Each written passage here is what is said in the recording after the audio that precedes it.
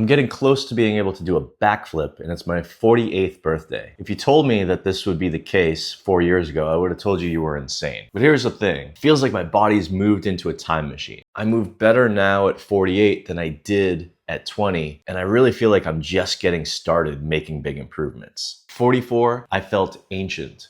My body felt achy, sore, and old. My energy was low. At some point, I decided that was that. I was gonna try anything to fix my broken body. I got in a bad state by sitting at a desk for over 20 years.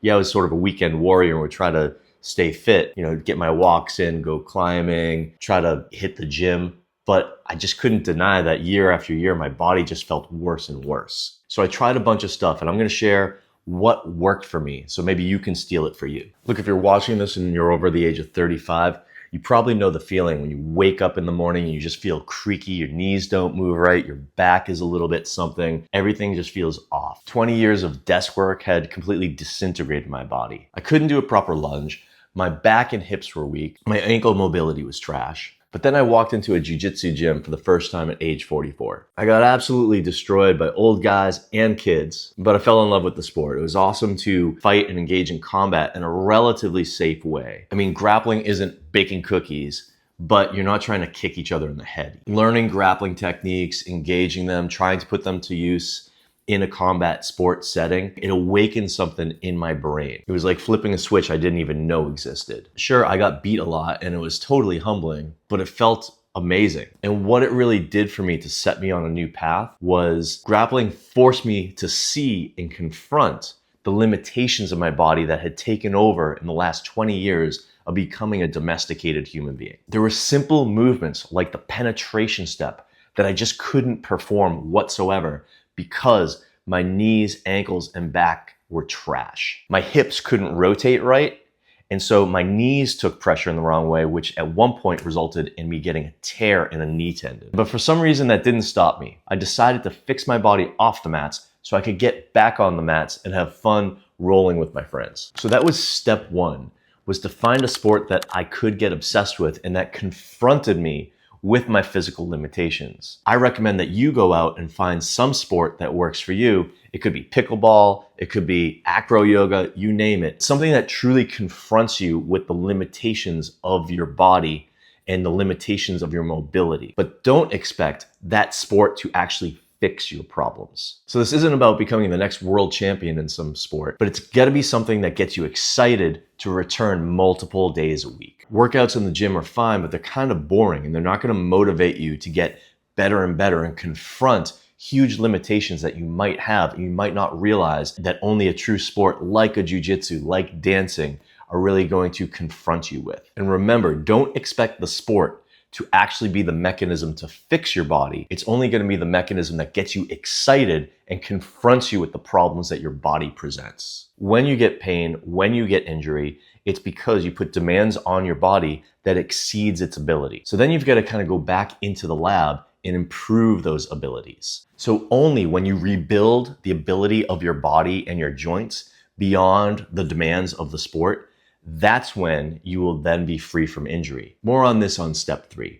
But next step is step 2, that for me completely changed my life. VO2 max training. Now, if you've read Peter Attia's book, Outlive, you'll know that VO2 max is the #1 predictor of how long you'll live. At least a better predictor than anything else that science has so far. And what is VO2 max? It's a measure of your aerobic capacity, your cardiovascular fitness. Specifically, it's a measure of one of the 3 energy systems, the one that you use all of the time, your aerobic energy system. It's how much oxygen you can take in and turn into energy. And so when I read in Peter Attia's book, Outlive, that VO2 max was the #1 predictor of how long you live, I decided, maybe I should go get mine tested. So I went and got it tested, and it kind of sucked. I was in the 57th percentile, and I expected to be a lot better than that because I've been training jiu-jitsu and just kind of generally being athletic, so I thought it'd be good, but it sucked. And I just kind of decided I'd set a goal of being in the 90th percentile, and I didn't know how I would do it. But I got into VO2 max training, and I'll tell you, pretty soon I felt amazing. It took me about 9 months of training to go from the 57th percentile to the 97th percentile for my age and gender. And the transformation felt amazing. I noticed like my veins started popping out like never before. I got leaner, but it really just felt like my soul got younger. It wasn't just my body and my mind.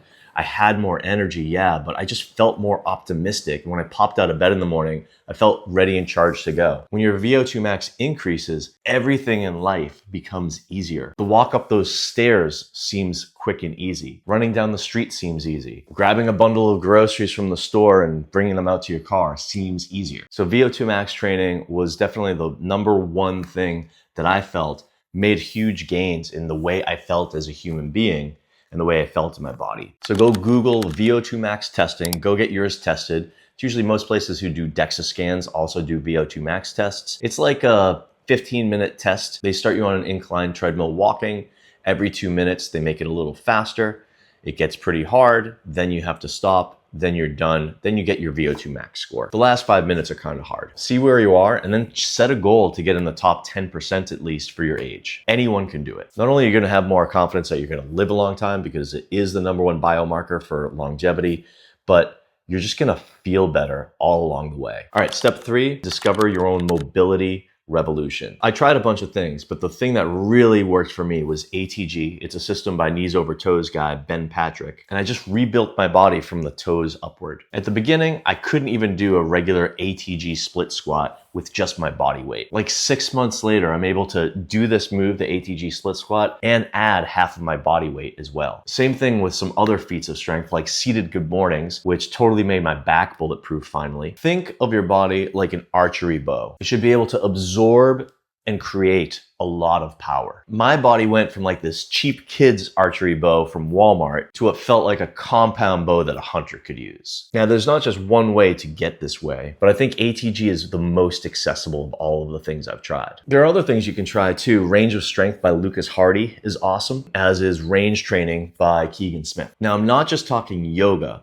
which is nice. It'll help get you flexible, but I'm talking getting into new movement ranges and then being able to apply and add force and weight into those movement patterns. That's what's really going to rebuild your body and make it not just able to access different ranges of motion, but to be bulletproof in those extended ranges of motion. The key is that you must be of the mindset that you can regain strength and a nimble body. Then once you have some mobility and strength gains and aerobic and energy gains, then it's time to build on top of that. And that's kind of where I am right now. I feel like my momentum is really building. I'm currently working with Keegan Smith and his whole brotherhood for what he's defined as the new athlete paradigm. I'm training to build capacities in a multi-dimensional format. We're talking stretch, strength, power, balance, coordination, real neurological stimulus. And I'm going down the path of being a complete beginner into an intermediate phase through a wider dimension of athletic expression. It kind of just feels like I'm wearing this robot meat suit that gets an upgrade every few months. It's like the hardware and the software are upgrading constantly.